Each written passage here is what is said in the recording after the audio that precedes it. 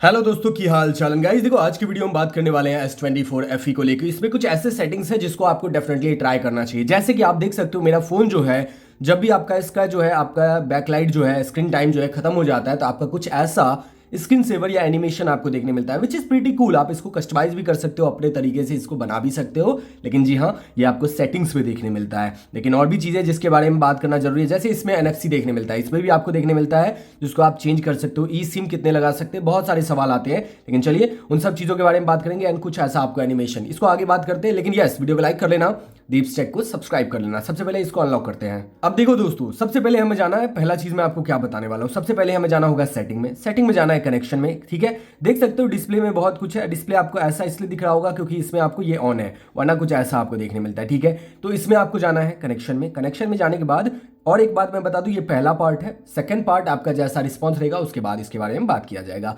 सबसे पहला चीज आपको ऑन करना है, वो देख लो NFC एंड कॉन्टैक्टलेस पेमेंट, ठीक है। इस पर टैप करना, ये ऑन रहेगा।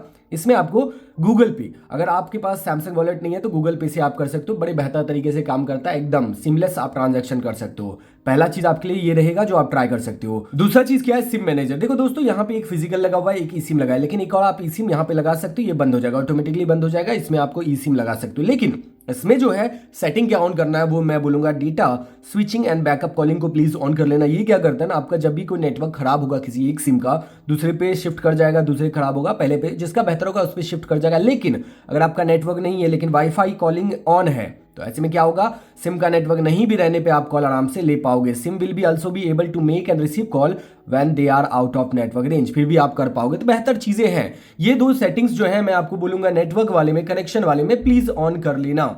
अगला क्या है, अगला के लिए आपको जाना पड़ेगा। देखो यहाँ पे बहुत सारी चीजें जिसके बारे में बात करेंगे, लेकिन यहाँ पे दूसरे पॉइंट में आपको जाना है कनेक्टेड डिवाइसेस में। यहाँ पे देखो एक बड़े काम का है जो मैं यूज करना पसंद करता हूँ, वो है आपका कैमरा शेयर। इसके लिए आपको क्या चाहिए, अगर आपके पास है ठीक है, नहीं है तो भी ठीक है, लेकिन ये चीज आपको पता होना चाहिए, इसको ऑन करना है। इसमें क्या होगा ना, अगर आपके पास कोई गैलेक्सी बुक है या टैबलेट है सैमसंग का, तो आप क्या कर सकते हो ना, आप इसको ऑन करके आपके मोबाइल का कैमरा को एज ए आप टैबलेट का या गैलेक्सी बुक के कैमरा के तरह यूज कर सकते हो। बड़े काम का रहता है, अगर आप कहीं पे यूज कर रहे हो, कहीं पे आप लाइव स्ट्रीम कर रहे हो, या कहीं पे आप कोई चैटिंग कर रहे हो, ऑनलाइन क्लासेस कर रहे हो, तो बेटर रहता है, आप मूव कर सकते हो। तो हाँ, बड़े काम का है कैमरा शेयर। वैसे बहुत सारी चीजें इसमें, एक और चीज है बड़े काम का है, वो आपका स्टोरेज शेयर, ये भी बड़े काम का है। ये क्या करता है देखो, allow your Samsung TV or Galaxy Book to access and use the files and folders on this phone, and for storage share to work both devices need to have Wi-Fi, Bluetooth and storage share turn on. तीनों चीज on रहेगा, automatically आप कर सकते हो। बड़े काम का है, मतलब अपना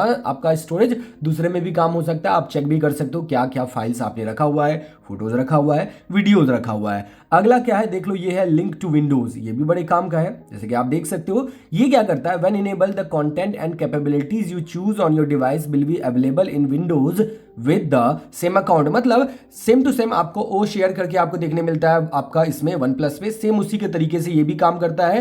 तो समझ गए, यहाँ पे आपको देखने मिलेगा O+ करके, जिसमें O+ टैप करोगे देखो device connect same to same है, link to and multi screen, यही कुछ इस तरीके से आप यूज कर सकते हो। मतलब बड़े काम का है। अगर आप ज्यादा विंडोज चलाना पसंद करते हो, अगर आपके पास कोई सैमसंग का डिवाइस नहीं है, तो ये वाला फीचर आपके लिए बड़े काम का है। और भी चीजें हैं जिसके बारे में अगर आपको जानना है तो प्लीज कमेंट करके बताना। लेकिन एक और चीज है जिसके बारे में मैं बात करना चाहता हूं, वो है आपका साउंड एंड वाइब्रेशन में। देखो यहाँ मोड्स भी है जिसके बारे में मैंने बात किया है, गैलेक्सी AI में तो वही सारी चीजें हैं। हर फोन में आपको अलग अलग होगा, जैसा आप सैमसंग का यूज करोगे उसके अकॉर्डिंग आपको देखने मिलता है। लेकिन यहाँ साउंड एंड वाइब्रेशन में आपको देखने मिलता है, यहाँ पे ध्यान से देखना, यहाँ पे आपको देखने मिलता है सेपरेट एप्लीकेशन साउंड। ये क्या काम करता है, जैसे आपका ऑन है और समझो एप्लीकेशन जैसे क्रोम हो गया या यूट्यूब, अगर मैं प्ले करता हूं तो मेरा स्पीकर में नहीं बजेगा, जाकि मेरा ब्लूटूथ डिवाइस जो भी कनेक्टेड होगा उसमें सुनाई देगा। मतलब बड़े काम का है। अगर आप यूट्यूब पे कुछ देखते हो, कोई आपका फोन चला भी रहा है, अगर आप यूट्यूब पे कुछ चल भी रहा है, तो चाहे कुछ भी कर लो, आपका स्पीकर से आवाज निकलेगा ही नहीं। आपका कहां से निकलेगा, आपका ब्लूटूथ कनेक्टेड डिवाइस से निकलेगा।